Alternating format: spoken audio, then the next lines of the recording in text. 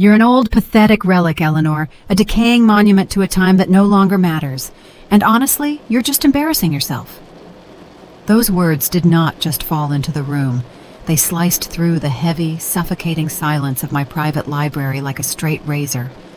The venom in her voice was cold, measured, and dripping with an unadulterated arrogance that made the air in my lungs turn to ash. We were standing in the heart of my estate in Beacon Hill, Boston, a sanctuary of dark mahogany walls, velvet drapes, and priceless historical antiques that my late husband Charles and I had spent 4 decades meticulously collecting from every corner of the globe. Every painting, every first edition book, every silver trinket had a heartbeat. They were the physical remnants of a dynasty built on brilliant maneuvers and unyielding resilience. But to Victoria Vance, my 28-year-old daughter-in-law, none of it mattered. To her, this room was just a graveyard, and I was simply the oldest corpse waiting to be buried. She was a former runway model who had successfully transitioned into a high society socialite, a beautiful parasite wrapped in a cream-colored cashmere coat that cost more than an average American made in a year. Her face was a masterpiece of flawless, cold contouring, but if you looked closely enough, the way I had trained myself to look at cutthroat adversaries in the private equity markets for 30 years, you could see the tight, desperate twitch in her jaw. You could see the hunger. Victoria took a slow, deliberate step toward me. The sharp, rhythmic click-clack of her Christian Louboutin heels against the pristine, inlaid hardwood floors echoed like a countdown. It was a sound designed to intimidate, a young predator marking her territory. When she reached the edge of my antique desk, her perfectly manicured fingers, tipped in deep, blood-red polish, tightened around a thick, heavy stack of legal documents. With a casual, patronizing flick of her wrist, she shoved them violently against my chest, forcing the paper into my hands. "Sign the deed over to Julian and me, Eleanor," she sneered, her voice dropping into a harsh, commanding whisper that completely discarded the sweet, deferential persona she usually performed at family dinners. "You're 68. Your husband has been in the ground for 5 years, and it's painfully obvious that your mind is slipping along with your grip on reality. You're currently paying exorbitant commercial holding taxes on that crumbling, abandoned Rosewood estate in Cape Cod like a senile old fool. It's bad business, Eleanor. It's dead weight. Frankly, your pride is bleeding our family's future dry. Step aside and let someone with actual brains and modern financial acumen handle the Caldwell wealth before there's nothing left to salvage." My heart hammered violently against my ribs, a sudden hot wave of suffocating humiliation washing over me. The disrespect was a physical blow. For nearly 3 decades, I had run Caldwell Heritage Capital, one of the most powerful and fiercely respected private equity firms in New England. I had broken arrogant men in cutthroat boardrooms, anticipated economic crashes that ruined entire syndicates, and survived the devastating hollow grief of losing Charles. I was Eleanor Caldwell. I was a woman whose name once commanded absolute silence and immediate respect in the financial districts of State Street. Yet, here I was, in my own home, being spoken to like a helpless, brainless child by a girl who hadn't worked a single honest day in her entire superficial life. I could feel my pulse racing in my throat, my knuckles turning white as I gripped the edges of the legal proposal. The urge to rise from my chair, to unleash the icy, devastating intellect that had built my empire, and to crush her facade piece by piece was nearly overwhelming. But the true crushing blow, the one that actually tore through my chest and left a jagged, bleeding wound, didn't come from Victoria. It came from the shadow standing right behind her. I looked past Victoria's sharp shoulder, my eyes desperately searching the dim light of the doorway, locking onto the face of my 30-year-old son, Julian. My only child. He was an architect, a gentle, romantic soul who saw the world through the soft lens of art and beauty. When Charles died, I had made a silent vow at his graveside that I would shield Julian from the ugly, predatory realities of our world. I had wrapped him in financial security, giving him everything so he would never have to bleed the way his father and I had bled to build this legacy. Surely he would put an end to this. Surely my own flesh and blood would step forward, grab this monstrous woman by the arm, and demand that she treat his mother with dignity. Instead, Julian looked away. He shifted restlessly in his perfectly tailored Italian suit, completely unable to hold my gaze. His hands were stuffed deep into his pockets, his shoulders slumped in a posture of profound cowardice. When he finally forced himself to look at me, his eyes weren't filled with the warmth or loyalty of a son. They were glazed over with a chilling, patronizing pity. It was the look of a handler dealing with a decaying relic. He had been completely, utterly brainwashed by the woman sharing his bed.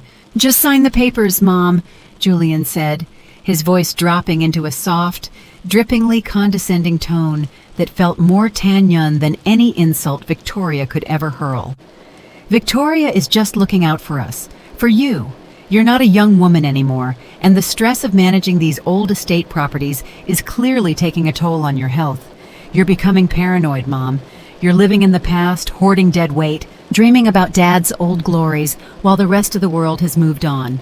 We need to liquidate Cape Cod to fund the new commercial luxury high-rise project downtown. Let us take care of the heavy lifting before your stubbornness ruins what's left of the Caldwell reputation." The remaining air completely left my lungs. The betrayal was total. My own son, the boy I had breathed life into, was actively holding the blade while his wife stripped his mother of her dignity. They weren't just asking for a property. They were standing in the living room my sweat had paid for, treating me like an inconvenient obstacle that needed to be managed, put away, and forgotten. They saw a lonely, grieving widow in a quiet house, and they concluded that I was an easy mark. They thought because I chose to wear simple pearl necklaces and spend my mornings quietly drinking tea, that the tiger inside me had died with Charles. They had no idea who they were dealing with. I forced the fierce, burning rage in my veins to freeze into solid ice. I let my trembling shoulders drop, deliberately allowing my head to tilt slightly downward to mimic the posture of a defeated, broken old woman. I swallowed the bitter, metallic taste of their treachery and let out a long, heavy, fragile sigh. I forced a faint, submissive, slightly confused smile to break across my face, the exact kind of helpless, pathetic smile a predator looks for right before it moves in for the final kill. "Perhaps," I whispered, my voice intentionally raspy, thin and hollow. "Perhaps you're both right. I am getting so very tired these days. The modern financial world, the jargon, the pace, it moves so fast now, it makes my head spin. Charles always handled the physical deeds of the coastal properties. I suppose I've just been clinging to Rosewood because it smells like him." I tapped the glossy report Victoria had thrown at me with a weak, unsteady finger. "Leave the proposal here on my desk, Victoria, dear. Let me read through it with my morning tea this week. My accountant is old-fashioned, and I never sign anything without a quiet night to process it. We can talk about drawing up the limited proxy and the transfer next weekend, I promise." A brilliant flash of absolute triumphant satisfaction ignited in Victoria's eyes. It was a split-second slip of her mask, a smirk of pure, sickening victory. She cast a subtle, mocking glance back at Julian, a silent confirmation that their manipulation had worked flawlessly. They believed they had won. They believed the wealthy, senile old fool had taken the bait hook, line, and sinker. "Of course, Eleanor," Victoria said, her voice instantly shifting back into a sweet, patronizing purr. "Take all the time you need. We just want you to rest. We'll see you next Sunday." 10 minutes later, the heavy, reinforced oak doors of my Beacon Hill mansion closed behind them with a definitive, echoing thud.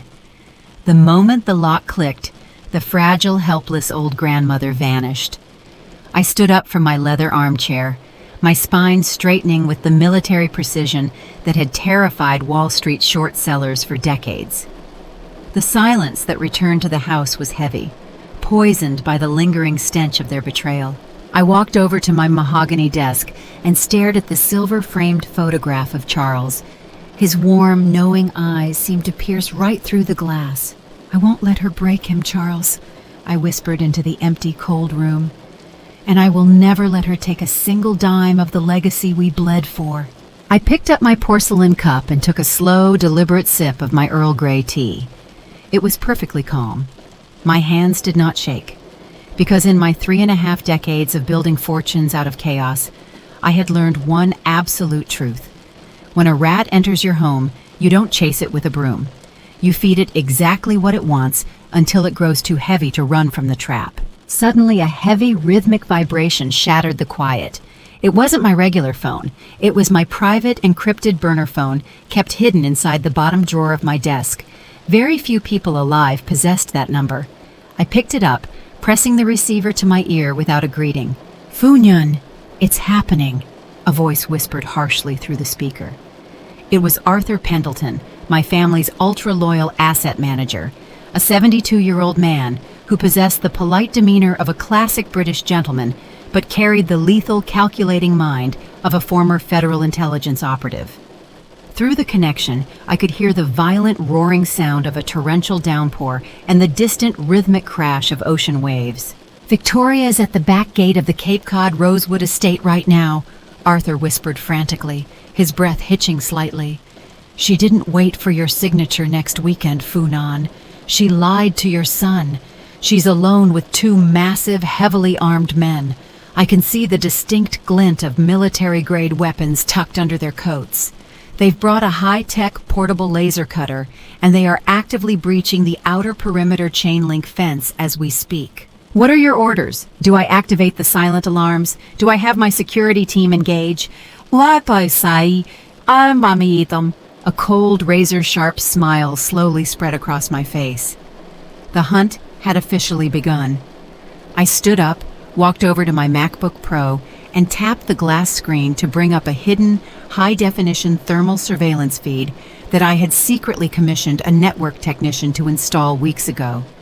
The monitor flickered to life, cutting through the pitch-black storm of the Cape Cod coastline with crisp, glowing night vision clarity. There she was, my sainted, sophisticated daughter-in-law, standing in the freezing mud of an isolated service road, shielding her expensive hair from the torrential rain, while 2 hired mercenaries sliced through the steel locks of my private property. She thought she was outsmarting a clueless old widow. She thought she was about to secure her financial freedom and pay off the monsters circling her life.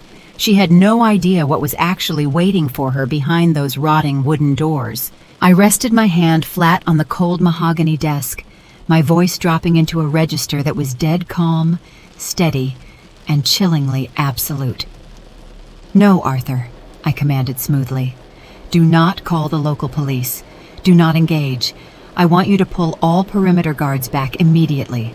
Turn off the exterior blind spot sensors. Give her a completely clear path straight to the subterranean loading dock." Arthur hesitated on the other end, his voice tight with genuine concern. "Are you entirely certain, Funan? The men she brought with her, they aren't standard street thugs.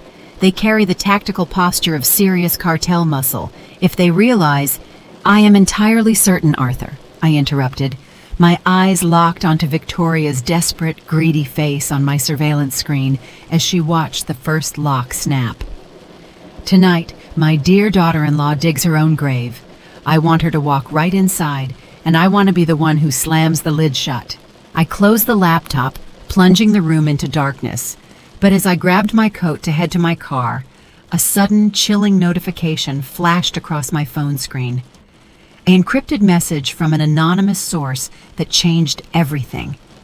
It was a live transmission link containing a stolen digital file of my own late husband's confidential archives, sent with a brief text.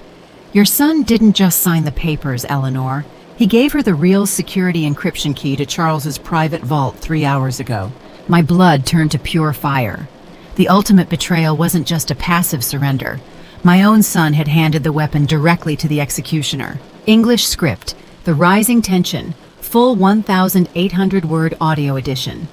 The digital numbers of the dashboard clock flickered a harsh, cold amber against the leather interior of my Range Rover as I drove through the blinding sheets of coastal rain.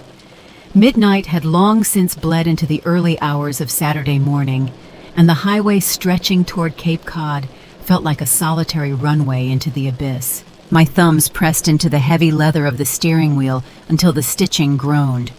The text message on my phone, still glowing from the passenger seat, felt like a physical weight crushing down on my chest. Julian had handed over the encryption key. My own son, the boy whose very first steps had been taken across the Persian rugs of our Beacon Hill home, whose laughter had once filled the empty spaces left by a demanding, high-stakes career. As the windshield wipers dragged violently back and forth, fighting a losing battle against the Atlantic storm, my mind drifted back to the early days. When Charles passed away 5 years ago, leaving behind a sprawling, multi-million-dollar financial legacy, I had promised him I would nurture Julian's architectural dreams. I had funded his studio, absorbed his bad business debts, and shielded him from the predatory sharks of the investment world. And when he brought Victoria home 2 years ago, a beautiful woman with a hollow smile and an expensive pedigree, I had ignored the heavy, persistent knot of warning in my gut. I had swallowed my suspicions, gifted them a brownstone, and treated her like the daughter I never had. I had invested millions into their happiness, only for them to use my love as a blueprint for my own execution. The tires screamed against the slick asphalt as I finally pulled into the gravel driveway of the Rosewood estate. The old Victorian mansion sat perched on the cliffside like a battered fortress, its dark, unlit windows staring blindly into the roaring ocean below. From the outside, it looked like a decaying historical liability, an eyesore that dangled over the Atlantic, supposedly drenching me in property taxes. But as I cut the engine, the vehicle plunged into absolute darkness, and the true, suffocating weight of my dilemma settled heavily in my bones. This wasn't just a simple robbery. Victoria and Julian didn't just want the estate. They had moved the battlefield into a territory that threatened to destroy everything. I opened the car door, stepping into the freezing gale, the rain instantly plastering my hair to my forehead. I didn't rush. I walked with a measured, aristocratic, slow pace toward the side entrance of the house. I let myself in through the heavy oak door, the grand foyer swallowing me into a damp, freezing silence. The house was supposed to be completely empty, undergoing mold remediation. But as I slipped off my wet trench coat, a faint, rhythmic sound drifted down from the second-floor gallery, the low, arrogant murmur of Victoria's laugh, and right behind it, the heavy, defensive voice of my son. I moved through the shadows of my own home with the practiced ease of a ghost, ascending the grand, winding staircase without making a single floorboard groan. The double doors to the master suite were cracked open by an inch, a sharp blade of warm light cutting through the darkness of the hallway. I leaned my head forward, my heart freezing solid as I peered through the narrow gap. Victoria was standing in the center of the room, her cream cashmere coat tossed carelessly over a priceless antique chair. She was holding a heavy silver velvet pouch, the ancestral jewelry box that had belonged to my mother, a piece containing the original, unregistered Caldwell heirloom diamonds. Julian was standing at the foot of the bed, his face pale, frantically sorting through a stack of original corporate deeds he had pulled from Charles's hidden wall safe. The vault door stood wide open behind him, its complex electronic keypad blinking a mocking green. "We don't need her signature on the Cape Cod transfer anymore, Julian," Victoria said, her voice dripping with a sharp, triumphant malice as she tossed a diamond necklace onto the mattress. "With the specific corporate bylaws your father left in this safe, and the encryption key you so brilliantly copied for me, I've already filed a restructuring petition with the Massachusetts Court of Chancery. By Monday morning, your mother will be legally declared mentally incompetent to manage Caldwell Heritage Capital. The court will appoint us as her primary conservators." Julian flinched, his fingers trembling against the heavy paper of the deeds. "Victoria, a conservatorship? We said we were just going to liquidate the Cape Cod land to cover the studio's debt.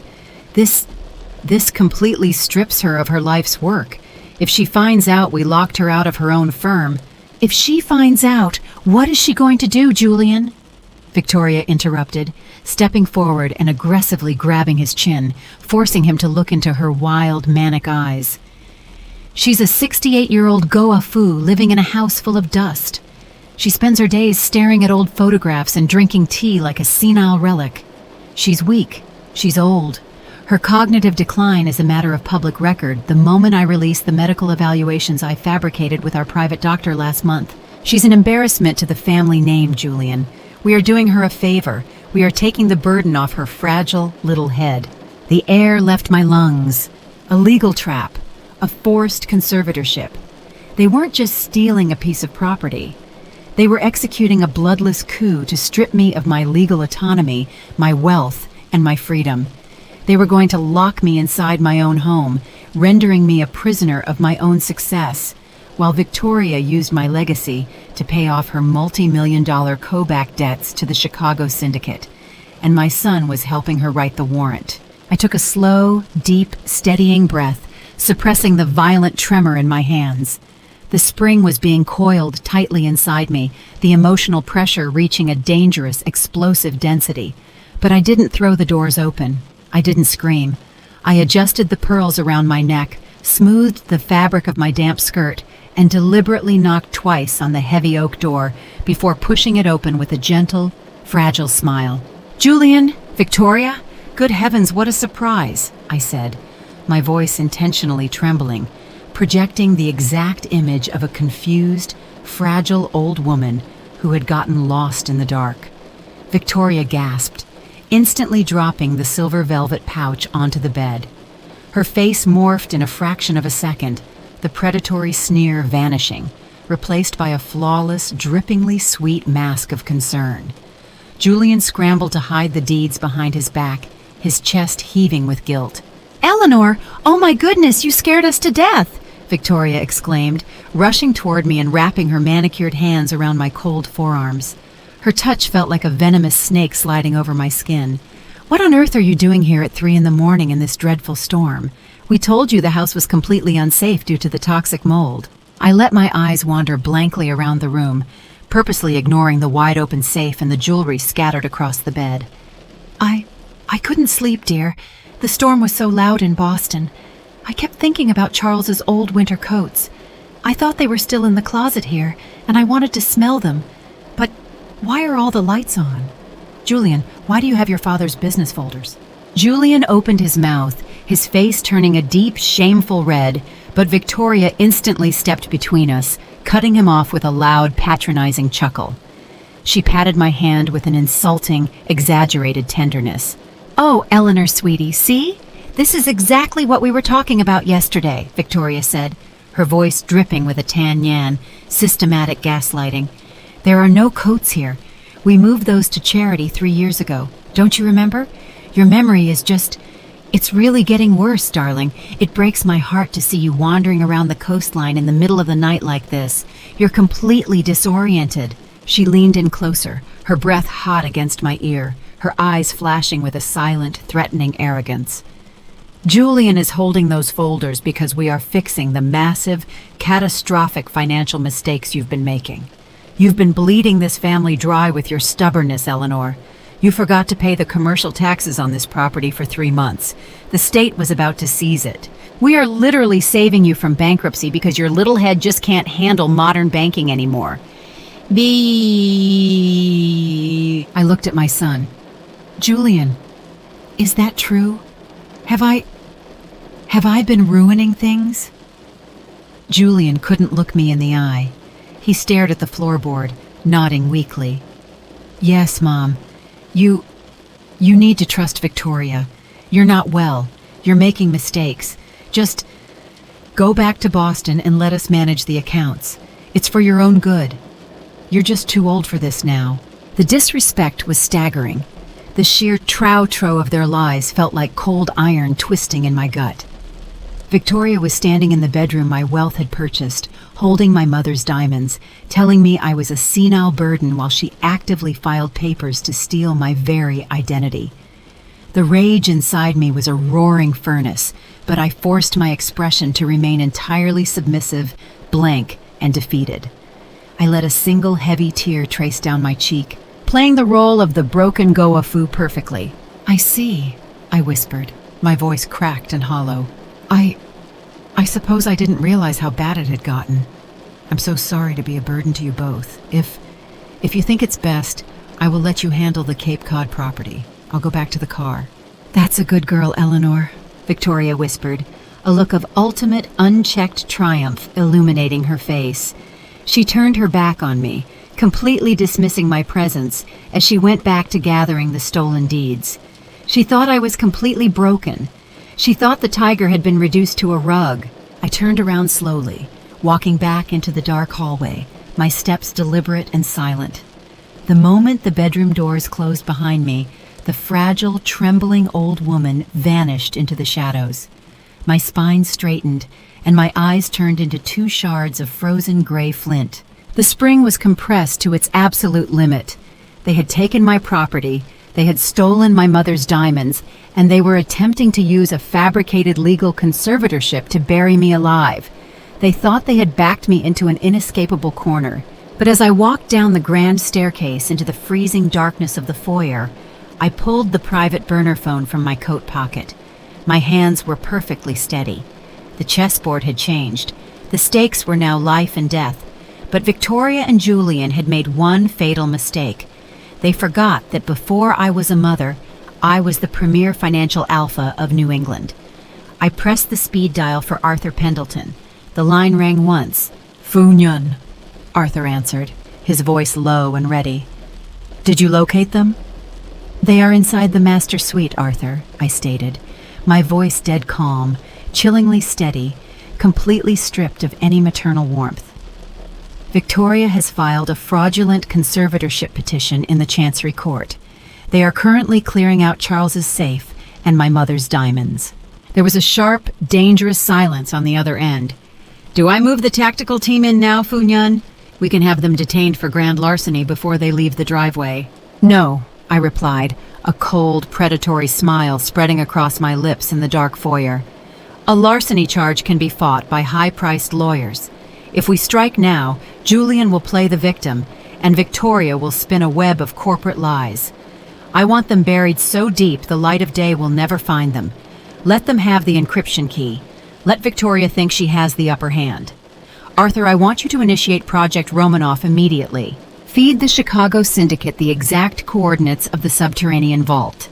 Tell them the $18 million diamond cache is unprotected tonight." Arthur's voice dropped into a register of profound gravity. "It will be done, Funyan. The trap is primed." I hung up the phone, slipping it back into my pocket. I walked back out into the roaring Atlantic storm, the freezing rain washing away the last lingering shred of mercy in my heart. Victoria thought she was a brilliant manipulator, and Julian thought he was securing his future. They had no idea that they hadn't outsmarted an old Goa-Fu.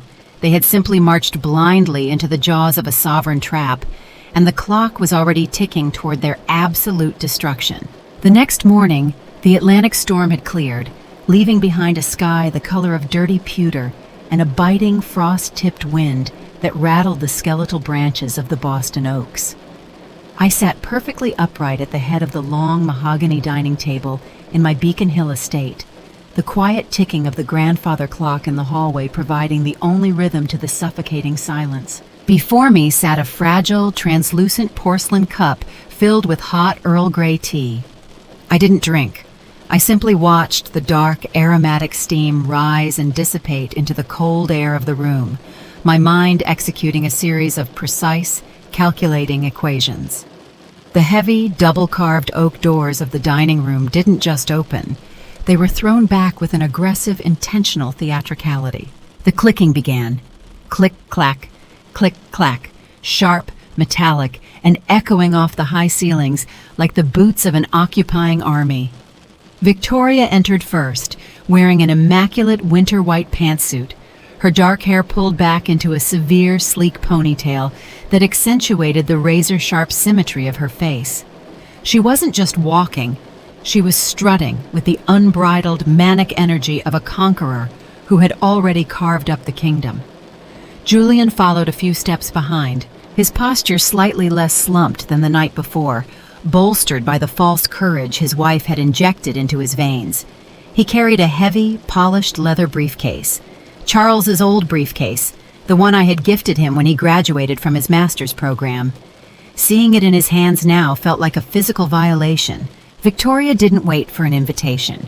She marched to the opposite end of the table, pulled out the heavy velvet chair with a loud, scraping screech against the hardwood floor, and slammed a bound, thick legal folio directly onto the pristine linen placemat. "Good morning, Eleanor," Victoria purred, though the sweetness in her voice was entirely gone, replaced by a hard, metallic authority that made the room temperature drop. She rested her manicured hands flat on the table, leaning forward to project absolute dominance. "I hope you slept well after your little episode last night, wandering around Cape Cod in a freezing storm. Honestly, darling, it's a miracle you didn't catch pneumonia, or worse, drive your car off the cliffside." I did not move. My hands remained folded loosely in my lap, beneath the table, out of sight. I kept my face entirely smooth, allowing my eyes to blink slowly, portraying the exact image of a defeated, fading Goafu whose spirit had been thoroughly crushed. "I am fine, Victoria," I whispered, making my voice sound thin, slightly breathless and fragile. I felt a bit disoriented. The storm was so loud." "Disoriented is an understatement, Mom," Julian chimed in, stepping up beside Victoria. He wouldn't look directly at my eyes. Instead, he focused on the porcelain teacup, his voice carrying a practiced, hollow tone of condescending pity. "You were completely out of it. You didn't even recognize Dad's old safe was empty. Victoria and I stayed up until dawn reviewing the corporate files we salvaged from the property. It's a complete disaster. Caldwell Heritage Capital is bleeding cash because of your outdated management style. You've been making catastrophic administrative errors for the past 6 months, and frankly, we can't sit back and watch you destroy Dad's legacy." The gaslighting was seamless, a Tanyan, systematic execution of a pre-recorded script. I felt the spring inside my chest compress further, the emotional pressure tightening. But outwardly, I merely let out a soft, trembling sigh. "Administrative errors?" I murmured, tilting my head slightly downward. "Julian, I have run that firm for 30 years. I built the capital reserves myself. What are you talking about?" "Oh, Eleanor, sweetie, listen to yourself," Victoria interrupted, letting out a loud, mocking laugh that cut through the room like shattered glass. She flipped open the legal folio with an aggressive snap of her wrist, sliding a document covered in complex medical terminology and corporate stamps across the long mahogany table toward me. "This is what we're talking about. This is a formal petition for temporary emergency conservatorship, signed and stamped by Dr. Christopher Sterling, your own primary physician, and validated by the Massachusetts Court of Chancery as of 8 a.m. this morning. It outlines a severe progressive pattern of cognitive decline and executive dysfunction." She leaned closer, her eyes flashing with a terrifying, triumphant malice. "The court agreed with our assessment, Eleanor. Your stubborn refusal to liquidate dead assets like Cape Cod, your nocturnal wandering, your complete inability to comprehend modern digital banking. It's all detailed right here. As of this exact moment, your legal autonomy over Caldwell Heritage Capital is suspended. Julian and I have been appointed as your co-conservators.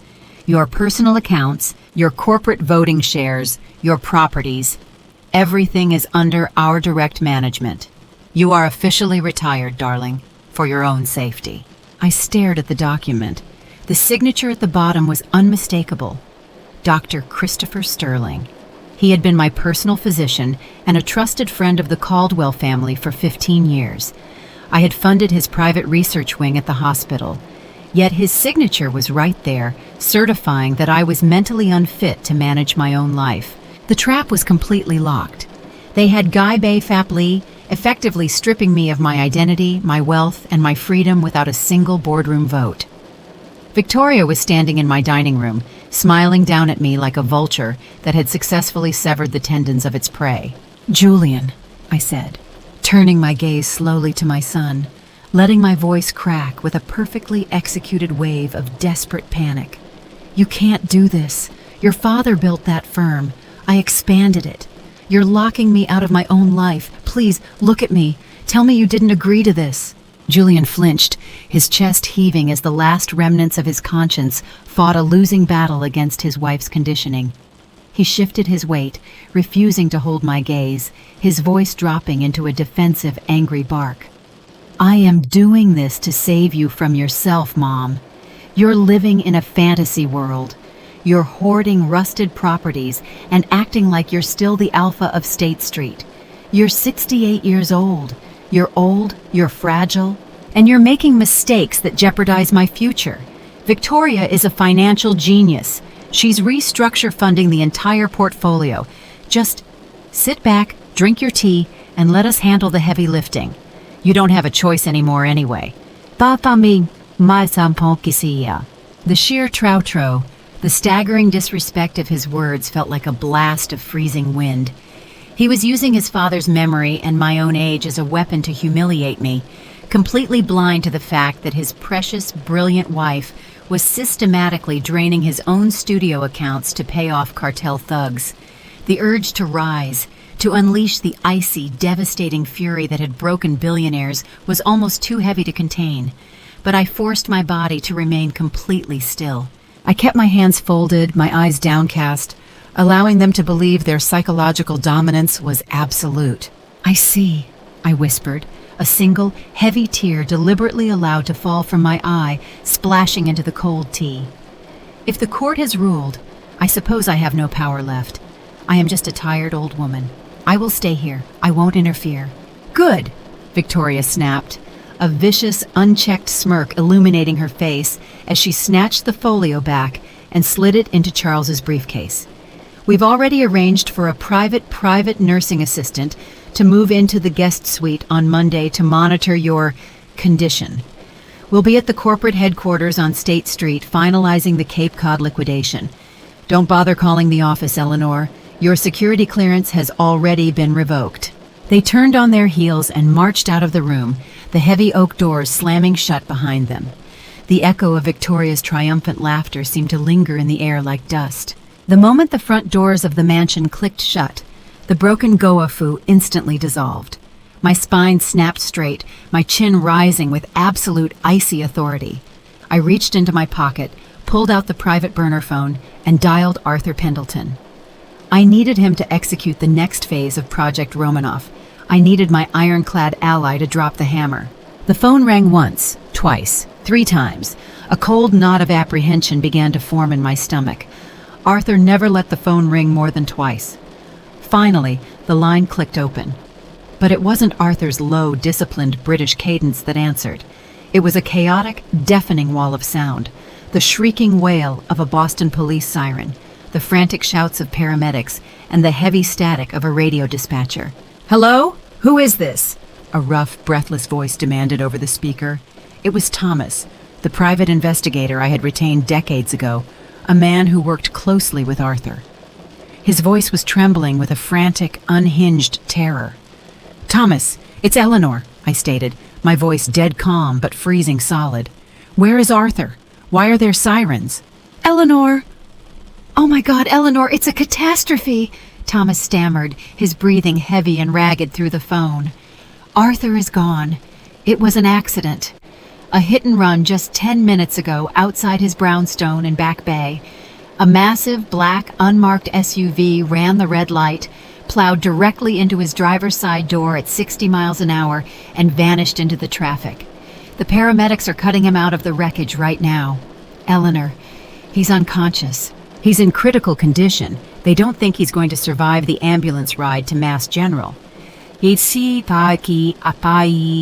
The room seemed to tilt. My hands tightened around the burner phone until my knuckles popped.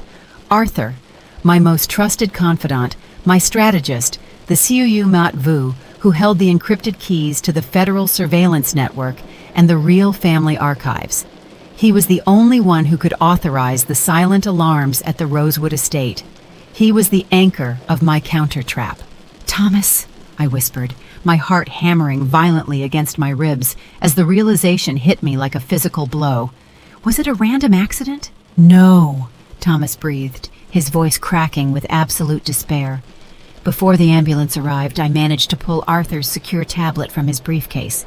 The encryption was shattered, Eleanor. Someone had accessed his network hours ago. They bypassed his security firewalls from an internal IP address linked directly to Julian's architectural studio.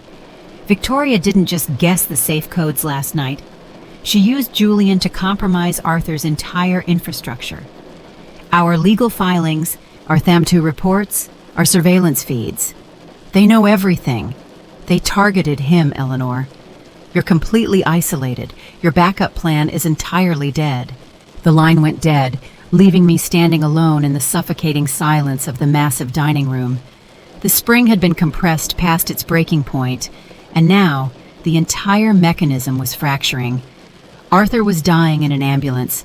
My wealth was legally stripped away. My security was compromised, and my enemy possessed the blueprints to my life. I was completely, utterly alone in the dark, and the clock was ticking toward Monday morning. The dial tone bleeding from the private burner phone was a hollow mechanical buzz that echoed the flatlining of my entire infrastructure. I did not drop the device. I slowly lowered my arm, my hand steady, freezing into the exact posture of a portrait, while Thomas's final words crystallized in the freezing air of the dining room. Arthur was broken in a pile of jagged steel. My networks were breached. My own son had handed over the axes to fell the family tree. A quiet man who builds an empire knows that chaos is merely an unrefined resource. I stared at the translucent porcelain cup, watching the tea leaves settle at the bottom of the cold, dark liquid. Victoria and Julian thought they had orchestrated the perfect, bloodless execution. They believed that by disabling Arthur, they had severed my hands. But they had made the most fatal miscalculation a predator can make. They assumed that a cornered mother would panic. I did not panic. I leaned back into my velvet chair, closed my eyes, and let the crushing weight of the isolation wash over me until it transformed into an absolute, unwavering calm. The spring inside me was no longer just coiling, it was hardening into armor. 2 hours later, the heavy oak doors groaned open once more. Victoria and Julian returned, their coats smelling of wet cedar and the clinical, sterile scent of State Street law offices. They walked into the room with the loose, synchronized swagger of gamblers who had just watched the roulette ball land on their number. Victoria carried a sleek silver laptop, setting it down on the mahogany table with a sharp proprietary clack. Julian stood flanking her, his arms crossed over his chest, his eyes darting to my face with an artificial, practiced severity meant to mask the rotting guilt underneath. "Still sitting here in the dark, Eleanor?" Victoria asked, her voice sliding into that sickeningly sweet, patronizing purr that was the hallmark of her psychological warfare. She did not look at me. She looked through me, as if I were a piece of inconvenient furniture they hadn't found the space to store yet. "Julian and I just left the conservatorship registry. The transition of your voting shares is already being processed. We've also frozen your primary accounts at Boston Merit Trust. For your own safety, of course. We can't have you accidentally wiring your retirement funds to phantom charities or getting confused by the digital interfaces." I did not flinch. I kept my chin slightly lowered, my shoulders slumped forward, staring blankly at the silver casing of her laptop.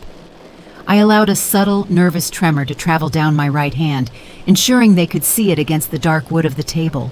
"My accounts," I whispered. My voice cracked, thin, and deliberately devoid of its usual resonant authority. "Victoria, I have payrolls to authorize for the Heritage Foundation on Tuesday. The Preservation Society relies on those grants. You can't just lock me out." "Oh, Eleanor, sweetie, listen to you," Victoria scoffed, letting out a soft, mocking chuckle as she opened the laptop screen, the harsh blue light illuminating the icy satisfaction in her eyes. "You're still worrying about societies and foundations. Darling, you don't have a payroll to authorize anymore because you don't have a company. You are a retired Goa foo with a progressive cognitive deficit. The court has deemed your judgment entirely compromised. If you try to sign a single check, it's a violation of your own protection order. Julian, tell your mother how bad it looks when she tries to cling to power like this. Saiki Mehamakeani. Julian shifted his weight, his leather shoes scuffing against the floorboards. He looked at the wall behind my head, his voice dropping into that tan yun, systematic gaslighting that cut deeper than his wife's malice. Mom, just stop. Every time you open your mouth about business, you're just proving the court right. You're confused. You're obsessing over things that aren't your responsibility anymore. Victoria spent the last 2 hours stabilizing the portfolio you almost ruined with your stubbornness. You need to accept that you're old, you're fragile, and your mind isn't what it used to be. Sit back, let the assistant take care of you on Monday, and stop making this harder than it needs to be. The troutro of his words was a heavy physical pressure, a direct attempt to rewrite my reality and force me into submissive compliance. I watched him closely through the veil of my lowered eyelashes, the nervous twitch in his left eyelid, the erratic, rapid rhythm of his breathing, the way his fingers constantly tapped against the side of his trousers. He wasn't brave. He was terrified. He was a hostage who had grown to love the chains because they were lined with gold. I did not answer him with anger. I met his gaze with a look of profound, broken sorrow, allowing my bottom lip to tremble slightly. I played the role of the defeated mother to absolute perfection, letting them push me deep into the corner they had constructed. I understand, I muttered, my voice barely rising above a raspy whimper as I stared down at my folded hands. If you both believe I am truly that incompetent, I won't fight you. I am just so tired of fighting. I'll do whatever the court requires. A brilliant, unchecked smirk of pure triumph broke across Victoria's face. She closed the laptop with a definitive, victorious snap, leaning back in her chair with her chin tilted high. She believed she had entirely broken my spirit. She thought the tiger had been taxidermied. "Good girl, Eleanor," Victoria whispered, her tone dripping with an insulting, patronizing fondness. "We knew you'd see reason once the fog cleared a bit. Julian, take the briefcase upstairs. We have to prepare the final authorization for the Rosewood liquidation." They turned and marched out of the dining room, their laughter trailing behind them like a toxic vapor. The moment the door clicked shut, the shattered grandmother instantly dissolved. My spine snapped straight, and my eyes cleared into 2 razor-sharp shards of frozen gray steel. The spring was fully compressed, but it had not fractured. In fact, it was precisely during their display of arrogance that I noticed the flaw, the beautiful, fatal vulnerability in their design. When Victoria had opened her laptop, the screen had briefly mirrored a series of active digital tokens linked to an external offshore account. And when Julian had reached for the briefcase, I saw a crumpled, high-gloss receipt from a private aviation charter terminal at Logan Airport sticking out of his inner pocket.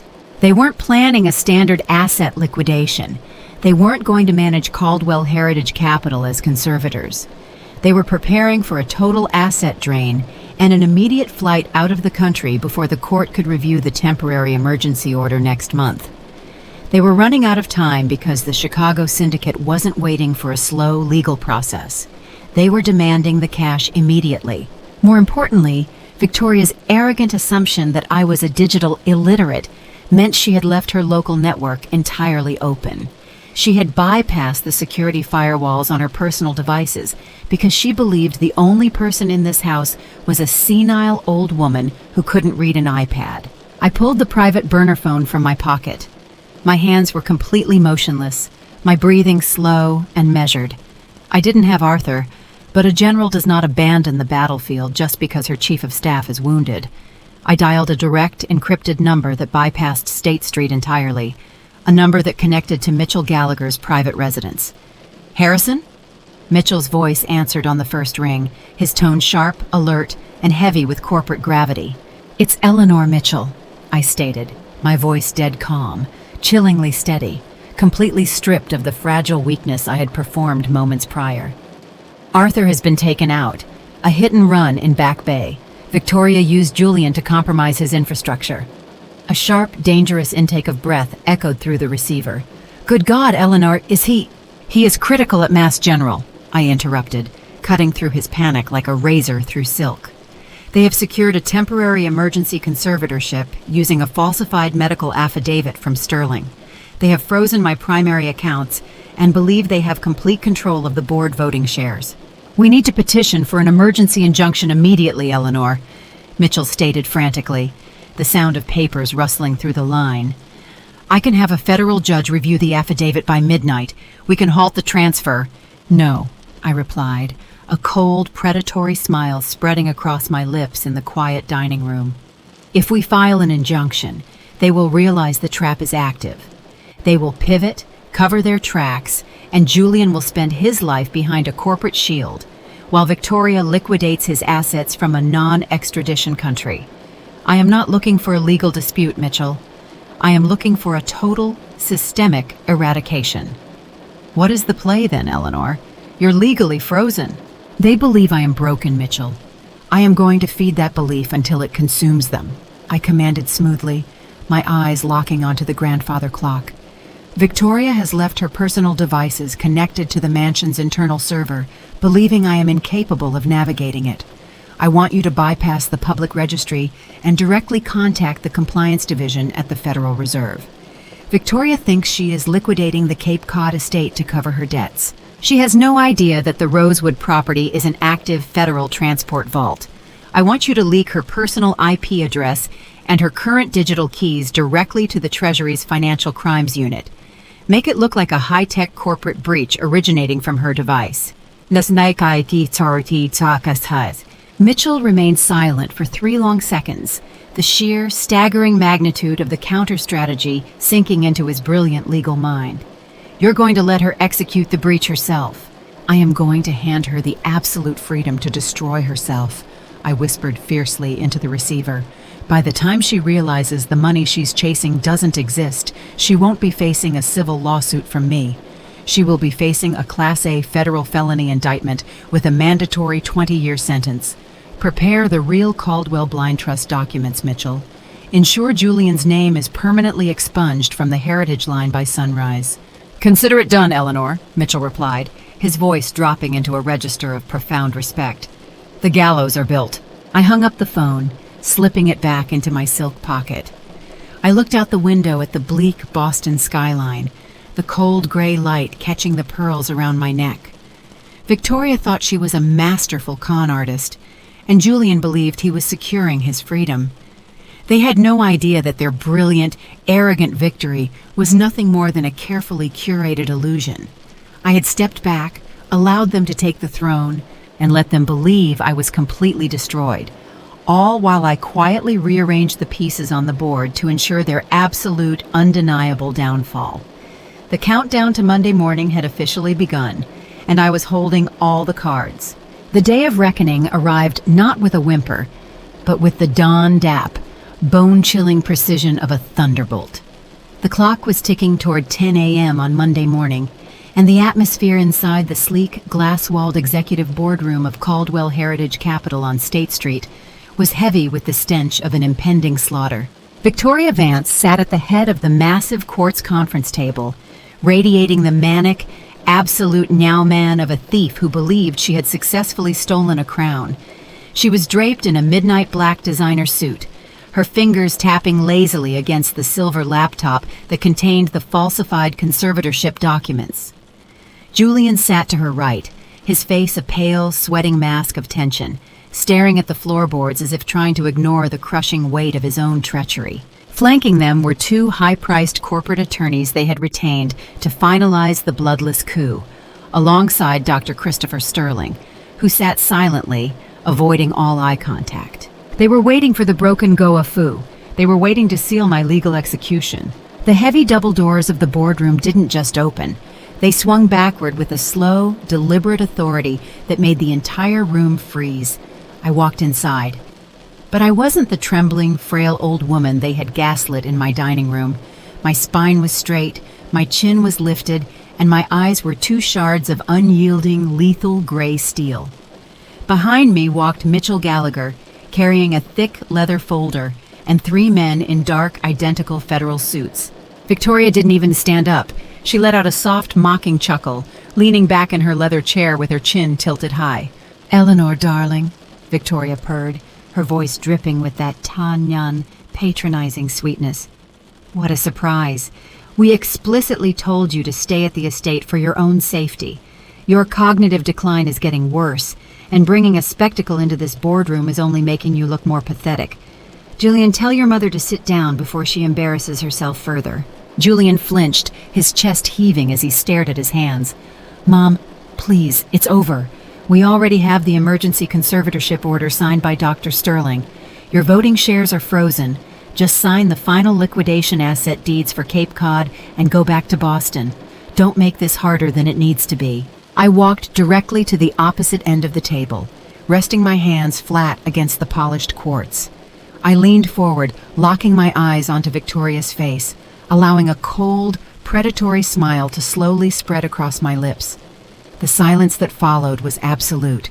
You're right, Victoria, I stated, my voice dead calm, echoing through the boardroom with a resonant, chilling authority that made the corporate attorneys look up in sudden alarm. An old, pathetic relic, a decaying monument to a time that no longer matters. Isn't that what you called me?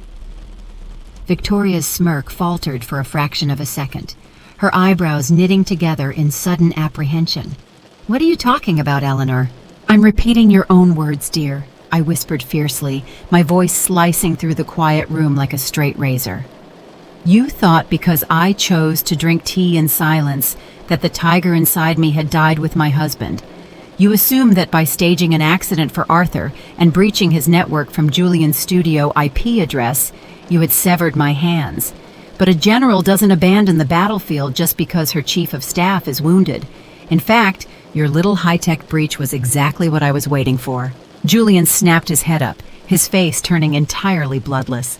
Mom, what do you mean, a breach? Mitchell Gallagher stepped forward, slamming a heavy folder onto the center of the table with a deafening thud.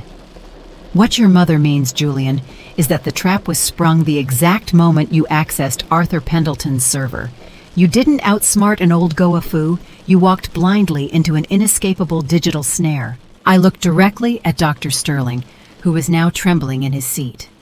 Dr. Sterling, before you perjure yourself further in a federal court, you might want to know that Arthur Pendleton is not dying at Mass General. The hit and run on his vehicle was anticipated. The SUV that struck his car belonged to a private security firm under my payroll. Arthur was inside an armored transport vehicle, completely uninjured. He is currently sitting in a federal building, handing over the pristine, uninterrupted hidden camera audio and video footage of Victoria and Julian breaking into my Cape Cod safe, stealing ancestral diamonds, and explicitly detailing a fraudulent scheme to manufacture a false medical affidavit. Dr. Sterling gasped, his face turning a deep, sickly gray. He instantly stood up, his chair screeching against the floor. I was forced! Victoria threatened to expose my private clinics if I didn't sign the conservatorship. Eleanor, please, I'll withdraw the affidavit immediately. Sit down, Christopher, I commanded smoothly, and the doctor collapsed back into his seat like a puppet with its strings cut. Victoria's polished mask shattered completely. Her eyes widened into a feral, panicked stare, her chest heaving violently as she frantically opened her laptop. This is a bluff. It's an old woman's desperate fantasy. I have the digital keys to the Cape Cod asset transfer. I've already routed the liquidation funds to our Tuisi offshore accounts. You have no power here, Eleanor. Look at your screen, Victoria, I said, my tone flat, cold, and unforgiving as a slab of concrete. As if on cue, the silver laptop in front of her began to flash a violent, repeating crimson light. The screen locked, replaced by a massive official digital seal. You thought you were liquidating an abandoned, crumbling real estate property to pay off your $3 million co-back debts to the Chicago syndicate, I whispered, the absolute satisfaction in my voice dripping into the room like venom. You assumed I was a digital illiterate who didn't notice you spying on my iPad. I faked that asset report, Victoria. I left my server open because I needed you to use your personal device to breach a federal network. The Rosewood estate is not a dead asset. It is an active, highly classified Federal Reserve currency transport hub. By using your personal digital tokens to route those funds, you didn't execute a corporate takeover. You just committed a Class A federal felony, a direct, aggressive cyber assault on a United States banking stronghold. Victoria's hands began to shake so violently she knocked her water glass over, the liquid spilling across the table. Her face turned from a manic white to a hollow, terrifying gray. No, that's impossible. Julian, do something. Call the lawyers. The corporate attorneys they had brought instantly stood up, raising their hands, stepping away from Victoria as if she were contaminated. We are withdrawing as counsel immediately. We had no knowledge of a federal network breach. The three men in dark suits behind me stepped forward. The center agent pulled a gold shield from his coat pocket. Victoria Vance, you are under arrest for grand larceny, identity theft, manufacturing falsified legal documents, and mounting a cyber intrusion against a Federal Reserve staging facility. Step away from the laptop and place your hands behind your back. Julian completely unraveled. The now man he had performed since yesterday vanished instantly, replaced by the pathetic, sniveling shell of a coward. His legs gave out entirely, and he sank onto his knees right beside Victoria's chair, his hands gripping his head as violent, hysterical sobs ripped from his throat. "Mom, please, I didn't know. She told me it was just a civil transfer. She told me we were saving the family name," Julian wailed, his face covered in sweat and tears, looking up at me from the dirt of his own undoing. "You have to help me. I'm your son, your only child. You promised Dad you'd protect me." I walked slowly down the length of the table, stopping right in front of my kneeling son. I looked down at him, my expression carved from solid stone, completely devoid of any maternal warmth. "Just sign the papers, Julian," I said, hurling his own condescending words back into his bleeding face like jagged glass. "Victoria is just looking out for us. For you. You're living in a fantasy world, dreaming about your little architectural glories while the rest of the world has moved on. Let me handle the heavy lifting before your stubbornness ruins what's left of the Caldwell reputation. Isn't that what you told me?" Julian choked on his own breath, his eyes wide with an agonizing, raw terror as the full, crushing weight of his betrayal suffocated him. He reached out to grab the hem of my skirt, but I stepped back, leaving his hands to grasp empty air. Victoria was violently yanked backward from her chair by the federal agents. The sleek, white designer pantsuit she had worn to her conquest was instantly wrinkled as they forced her arms behind her back. The silver metal handcuffs clicked shut with a harsh, definitive finality that echoed like a death knell in the silent boardroom. "You old witch!" Victoria screamed, her voice cracking into a high, unhinged shriek as her perfectly styled hair fell into her face, her makeup smudging with cold sweat. "You set us up! You faked everything!" "I didn't set you up, Victoria," I replied smoothly, adjusting the pearl necklace around my neck with absolute aristocratic poise. "I simply presented you with a beautifully crafted mirror, and you eagerly showed me the monstrous reflection of your own bottomless greed. You wanted my wealth, darling. You wanted my company. Now, you have exactly what you earned, a one-way ticket to a federal penitentiary without the possibility of parole. Enjoy your 20 years in a concrete cell." She began to struggle, kicking her Louboutin heels against the floor as the agents dragged her toward the double doors.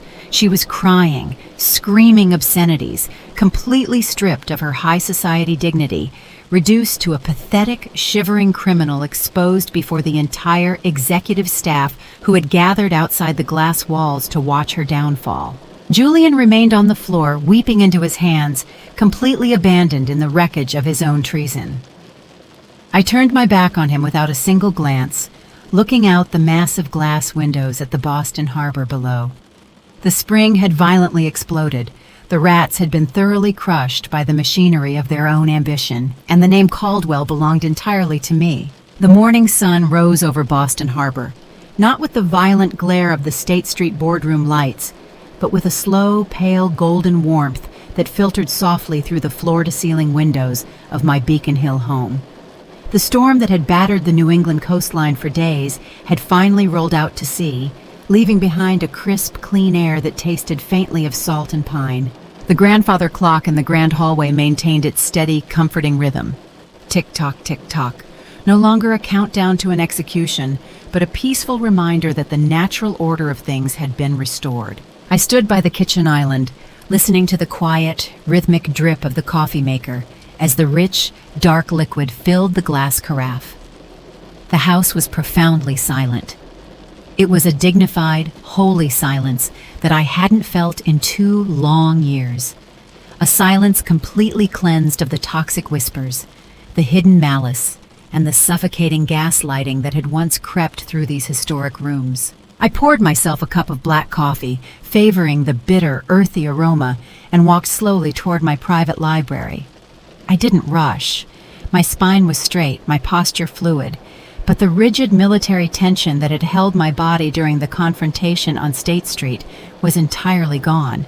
I was no longer a general standing on a bloody battlefield. I was simply Eleanor Caldwell, a woman who had successfully defended her domain and reclaimed her peace. I sat down in my favorite leather armchair, resting my hands against the cool porcelain of the mug. On the mahogany desk before me sat a thick, leather-bound portfolio and a small, velvet-lined mahogany box. The corporate attorneys at Caldwell Heritage Capital had finalized the legal transition over the weekend. Victoria Vance was no longer a name associated with my company. She was currently sitting in a cold, fluorescent-lit isolation cell inside a maximum security federal detention facility, awaiting her formal trial. Her assets had been seized, her credit accounts frozen, and the ruthless Chicago syndicate loan sharks she had foolishly tried to double-cross had been indicted right alongside her by a federal grand jury. The system she tried to weaponize against me had swallowed her whole. And Julian, my only son, had signed the absolute, irreversible waiver of inheritance and corporate detachment hours after his arrest. He had traded his tailored Italian suits for a standard defense attorney, but there was no bail for a federal cyber intrusion target deemed an extreme flight risk. As my fingers traced the gold-stamped edges of the new Caldwell Blind Trust documents, I felt a dull, hollow ache in my chest, not of anger, but of a quiet, resolved closure. I had spent his entire life trying to shield him from the dirt, only to watch him drown in a mud of his own making. I had kept my promise to Charles. I had protected the legacy. But some predators must be allowed to rot behind thick iron bars so the family name can finally breathe. I opened the small mahogany box on my desk. Inside lay a single heavy brass key, polished until it gleamed like a coin in the morning light. It didn't belong to an abandoned scrapyard or a phantom warehouse. This key unlocked a private vault at the Boston Maritime Depository, a vault containing the physical bearer bonds and certified asset deeds that had been legally insulated under a strict, blind family trust long before Victoria ever stepped foot into our lives. The real wealth had always been hidden where superficial creatures would never have the legal clearance to look. Later that afternoon, Mitchell Gallagher arrived at the estate. He didn't bring a stack of emergency injunctions or legal warnings. He brought a simple bouquet of fresh white lilies and a bottle of vintage scotch. We sat on the back terrace, looking out over the manicured green lawns that sloped gently down toward the quiet suburban street. The Compliance Division at the Federal Reserve finalized the audit this morning, Eleanor, Mitchell said quietly, pouring a measure of the rich amber liquid into a crystal glass. The electronic records are pristine. The case against Victoria is ironclad. It's a total clean excision. You are completely free. Thank you, Mitchell, I replied, taking a slow sip of my hot drink as a gentle wind rustled the leaves of the old oaks. You did exceptional work. You built the gallows, Eleanor, Mitchell murmured, looking at me with a profound, chilling respect. I just handed you the rope. When Mitchell left, the shadows of the late afternoon began to stretch long across the hardwood floors of the library. I walked over to the desk, picking up the silver-framed photograph of Charles. His warm, knowing eyes seemed to smile back at me through the glass, no longer clouded by the dark storm of treachery. I kept our family safe, Charles, I whispered into the quiet room, my voice thick with an unshakable conviction. Nobody takes what is ours. True wealth was never found in stolen accounts, fabricated medical affidavits, or the hollow prestige of a high society pedigree. It was forged through decades of honest sweat, fierce loyalty, and the unwavering instinct of a mother protecting her lineage. I had stepped back, allowed the rats to believe they were kings, and watched them build their own inescapable cage out of their boundless greed. Never underestimate a quiet woman who spent her life conquering boardrooms in silence. She knows exactly how to dispose of the trash that threatens her home. Blood makes you related, but loyalty and respect make you family. When you exploit the pure love of a mother to line your own pockets, you inevitably dismantle the very foundation holding up your life. Greed is a blinding poison, making arrogant people believe they are smarter than the quiet giants who carved the path before them. In the end, karma always comes to collect its debt, and it doesn't accept payment in installments. But now, I want to hear from you. Have you ever had to deal with a toxic partner or a greedy family member who tried to manipulate you or destroy your life's work? How did you handle the betrayal, and did karma eventually find its way to their doorstep? Share your personal experiences and thoughts in the comments section below. I read every single one of them. If this story proved to you that true power operates silently and that justice always prevails, please smash that like button right now. Don't forget to hit subscribe and turn on the notification bell so you never miss our daily, incredibly powerful life stories. Thank you for listening. Stay safe, and remember, never mistake someone's silence for weakness. Câu chuyện là minh chứng đanh thép cho một sự thật. Huyết thống không bao giờ có thể đánh tráo được lòng trung thành và sự tôn trọng cốt lõi. Nhiều kẻ nhân danh gia đình để hành xử ngạo mạn, để lòng tham dẫn lối và cùng các chiêu trò thao túng tâm lý nhằm trục lợi từ người thân yêu. Thế nhưng, họ quên mất rằng tình mẫu tử bao dung luôn đi liền với lý trí sắc bén, sự nhẫn nhịn của người mẹ chỉ có giới hạn. Khi ranh giới tôn nghiêm bị chạm đến, bản lĩnh thép và trí tuệ của bà sẽ được đánh thức. Kẻ phản bội sẽ phải nhận lấy cái kết cay đắng, tự đào mồ chôn mình trước quy luật nhân quả nhãn tiền và sự kiên cường không thể lay chuyển của người mẹ.